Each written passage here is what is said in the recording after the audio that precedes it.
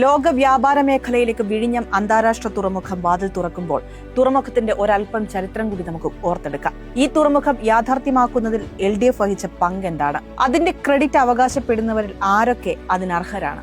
ആരാണ് പദ്ധതിക്ക് എല്ലാ ഘട്ടത്തിലും തുരങ്കം വെക്കാൻ ശ്രമിച്ചത്? ചരിത്രവും വർത്തമാനവും പരിശോധിക്കാം. പതിറ്റാണ്ടുകൾക്ക് മുൻപ് തന്നെ വിഴിഞ്ഞം തുറമുഖം എന്ന ചർച്ചകൾ തുടങ്ങിയിരുന്നുവെങ്കിലും തലസ്ഥാനത്ത് നടന്ന ഒരു വികസന സെമിനാറിലാണ് വീണ്ടും ഈ ചർച്ച സജീവമായത്. അന്ന് വർക്കല രാധാകൃഷ്ണനായിരുന്നു ചിറയൻകീഴ് MP, ഇപ്പോഴത്തെ ആറ്റിങ്ങൽ ലോക്സഭാ മണ്ഡലം. ആ സെമിനാറിന് ശേഷം വർക്കല രാധാകൃഷ്ണൻ ഈ വിഷയം പാർലമെന്റിൽ ഉന്നയിക്കുകയും കേരളത്തിലും സജീവമായി ചർച്ചയാവുകയും ചെയ്തു.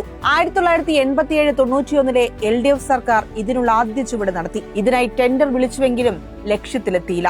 പിന്നീട് 91-96 കാലയളവിൽ UDF ഭരണകാലത്ത് പക്ഷേ ഒരനക്കവും ഉണ്ടായില്ല. ഇത് പ്രായോഗികമാക്കുന്നതിനുള്ള സജീവ പ്രവർത്തനം നടക്കുന്നത് 1996 നായനാർ സർക്കാർ അധികാരത്തിൽ വന്ന ശേഷമാണ്. അതിനായി ഹൈദരാബാദ് ആസ്ഥാനമായ കുമാർ എനർജി കോർപ്പറേഷനുമായി ചർച്ച നടത്തി. തുടർ നടപടികൾ നടന്നു. 2005 ടെൻഡറിലൂടെ മുന്നോട്ട് വന്ന സൂം കൺസോർഷ്യത്തിന് സുരക്ഷാ കാരണം പറഞ്ഞ് UPA സർക്കാർ അനുമതി നിഷേധിച്ചു. അതിന്റെ കാരണം ഇന്നും ദുരൂഹമാണ്. അല്ലായിരുന്നെങ്കിൽ വിഴിഞ്ഞം അക്കാലത്ത് തന്നെ പ്രാവർത്തികമാകുമായിരുന്നു. 2006 അധികാരത്തിൽ വന്ന LDF സർക്കാരിന്റെ കാലത്ത് ഇക്കാര്യത്തിൽ സർവകക്ഷി സംഘം പ്രധാനമന്ത്രിയെ കണ്ടിട്ടും നിലപാടിൽ മാറ്റമുണ്ടായില്ല.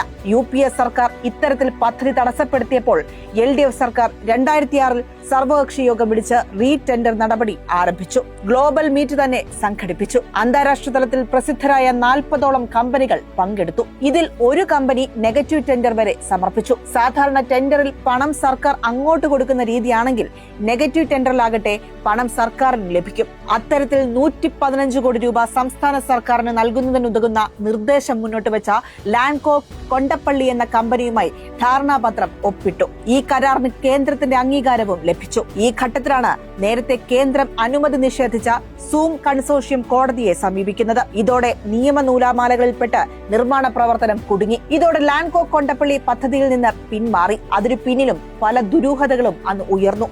അവരെ ചിലർ ഭീഷണിപ്പെടുത്തി പിന്തിരിപ്പിച്ചു എന്നായിരുന്നു അന്നുയർന്ന ആരോപണം. ഇതോടെ തുറമുഖ നിർമ്മാണം വീണ്ടും പ്രതിസന്ധിയിലായി. ഈ ഘട്ടത്തിൽ പദ്ധതി കേന്ദ്ര സർക്കാർ ഏറ്റെടുക്കണമെന്ന് LDF സർക്കാർ ആവശ്യപ്പെട്ടു. അത് പ്രായോഗികമല്ലെന്ന നിലപാടാണ് അന്ന് പ്രതിപക്ഷ നേതാവായിരുന്ന ഉമ്മൻചാണ്ടി സ്വീകരിച്ചത്. വിഴിഞ്ഞം പദ്ധതി പ്രാവർത്തികമാക്കുകയെന്ന LDF സർക്കാരിന്റെ നിലപാടിന്റെ ഭാഗമായി ഇന്റർനാഷണൽ ഫിനാൻസ് കോർപ്പറേഷനെ കൺസൾട്ടന്റായി നിയമിച്ചു. ഇവരുടെ ശുപാർശയുടെ അടിസ്ഥാനത്തിൽ തുറമുഖം ലാൻഡ് ലോഡ് പോർട്ടായി വികസിപ്പിക്കാൻ തീരുമാനിച്ചു. 450 കോടി രൂപ ബജറ്റ് വഴിയും 2500 കോടി രൂപ SBT ലീഡ് പാർട്ണറായുള്ള ബാങ്ക് കൺസോർഷ്യം വഴിയും സമാഹരിക്കാൻ നിശ്ചയിച്ചു. SBIയുടെ നേതൃത്വത്തിലുള്ള SBI ക്യാപ്പാണ് ഇതിന് നടപടി സ്വീകരിച്ചത്. പോർട്ടിന്റെ അടിസ്ഥാന സൗകര്യ വികസനത്തിനായി 300 ഏക്കർ ഏറ്റെടുത്തു. പശ്ചാത്തല സൗകര്യങ്ങൾ ഉണ്ടാക്കുന്നതിനും LDF സർക്കാർ മുൻകൈയെടുത്തു. 2011 അധികാരത്തിൽ വന്ന ഉമ്മൻചാണ്ടി സർക്കാരും ആദ്യഘട്ടത്തിൽ തുറമുഖം സർക്കാരിന്റെ ഉടമസ്ഥതയിൽ നിലനിർത്തുകയെന്ന നയം തുടർന്നു. എന്നാൽ 2013 ജനുവരി 18 മുഖ്യമന്ത്രി ഒപ്പിട്ട് കേന്ദ്ര പ്ലാനിംഗ് കമ്മീഷൻ ഡെപ്യൂട്ടി ചെയർമാൻ അയച്ച കത്തോടെ സ്ഥിതിഗതികൾ തകിടം മറിഞ്ഞു. പദ്ധതി PPP മോഡലിൽ റീസ്ട്രക്ചർ ചെയ്യാൻ മുഖ്യമന്ത്രി അങ്ങോട്ട് ആവശ്യപ്പെടുന്ന കത്തായിരുന്നു അത്. മന്ത്രിസഭയിൽ പോലും ആലോചിക്കാതെ ഉമ്മൻചാണ്ടി അന്ന് നടത്തിയ നീക്കം ഇന്നും ദുരൂഹമാണ്. PPP മോഡലിലേക്ക് തുറമുഖം മാറ്റുമ്പോഴും പ്രൊജക്ട് സംബന്ധിച്ച് മത്സരാധിഷ്ഠിതമായി മുന്നോട്ട് കൊണ്ടുപോകുന്ന നടപടികളിലേക്ക് പോലും സർക്കാർ നീങ്ങിയില്ല. ഇത് നഷ്ടത്തിലുള്ള ഒരു പ്രൊജക്ടാണെന്ന രീതിയിലാണ് സർക്കാർ പരസ്യപ്പെടുത്തിയത്. എന്നിട്ടും 5 കമ്പനികൾ മുന്നോട്ട് വന്നുവെങ്കിലും അവരെ ടെൻഡറിലേക്ക് കൊണ്ടുവരുന്നതിന് പകരം അദാനി ഗ്രൂപ്പുമായി ചർച്ച നടത്തി ടെൻഡർ ഉറപ്പിക്കാനാണ് ശ്രമിച്ചത്. ഇക്കാര്യത്തിൽ രഹസ്യമായി ചർച്ച നടന്നെന്ന് പിന്നീട് തുറന്നു കാട്ടപ്പെട്ടു.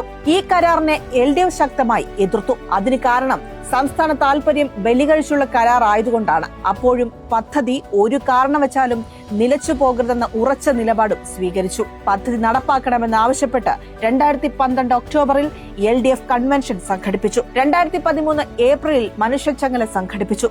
2014 കോടിയേരി ബാലകൃഷ്ണൻ നിയമസഭയിൽ അടിയന്തര പ്രമേയം കൊണ്ടുവന്നു. ഇതിനിടയിലാണ് അദാനി ഗ്രൂപ്പുമായി രഹസ്യ ചർച്ച നടന്നതും കരാർ ഉറപ്പിച്ചതും. എന്തുകൊണ്ട് LDF കരാറിനെ എതിർത്തു എന്നതിന് ഈ കണക്കാണ് സാക്ഷ്യം. പദ്ധതിയുടെ ആകെ മുതൽ മുടക്ക് 8,867 കോടി. കേരളത്തിന്റെ വിഹിതം 5,595 കോടി. അതായത് പദ്ധതിയുടെ 63%. കേന്ദ്രവിഹിതം 818 കോടി. പദ്ധതിയുടെ 9%. 2,72,. അദാനി 2,454 കോടി, അതായത് 28%. എന്നിട്ടും പദ്ധതി കമ്മീഷൻ ചെയ്ത ശേഷമുള്ള 20 വർഷം സംസ്ഥാനത്തിന് ലാഭവിഹിതത്തിൽ 1 രൂപ പോലും കിട്ടില്ല. പിന്നീട് 15 വർഷം വെറും 1% മാത്രം. ഈ കരാറിനെ എതിർത്തുവെങ്കിലും പിന്നീട് LDF വന്നപ്പോൾ എന്തുകൊണ്ട് ഇതുമായി മുന്നോട്ട് പോയി? 2 കാരണമാണ്. 1, കരാർ ഒപ്പിട്ടതിനാൽ പിന്മാറുമ്പോൾ വൻതുക അദാനി കമ്പനിക്ക് നഷ്ടപരിഹാരം നൽകണം. 2, തുടർന്ന് മറ്റൊരു കമ്പനിക്ക് കരാർ നൽകുകയാണെങ്കിൽ വർഷങ്ങൾ വീണ്ടും ഇഴഞ്ഞു നീങ്ങും. നിയമയുദ്ധം കാരണം പദ്ധതി അനിശ്ചിതമായി നീളും. അതുകൊണ്ട് തന്നെ LDF നേരത്തെ വിഭാവനം ചെയ്ത പോലെ അന്താരാഷ്ട്ര തുറമുഖം യാഥാർത്ഥ്യമാക്കുന്നതിന് ഊന്നൽ നൽകി. തികഞ്ഞ ഇച്ഛാശക്തിയോടെ മുന്നോട്ട് പോയി. അതാണ് കഴിഞ്ഞ വർഷം ലക്ഷ്യം കണ്ടത്. നിർമ്മാണ പ്രവർത്തനങ്ങൾ പൂർണ്ണമായും നടന്നത് കഴിഞ്ഞ 10 വർഷത്തെ LDF സർക്കാരിന്റെ കാലത്താണ്. കരാർ ഒപ്പിട്ട ഉമ്മൻചാണ്ടിയുടെ കാലത്ത് ഒരു കല്ല് പോലും അവിടെ ഇട്ടിട്ടുമില്ല. ഇനി നിങ്ങൾ തീരുമാനിക്കൂ, ഇങ്ങനെയാണ് ഇന്ന് കാണുന്ന വിഴിഞ്ഞം തുറമുഖം ഉണ്ടായത്.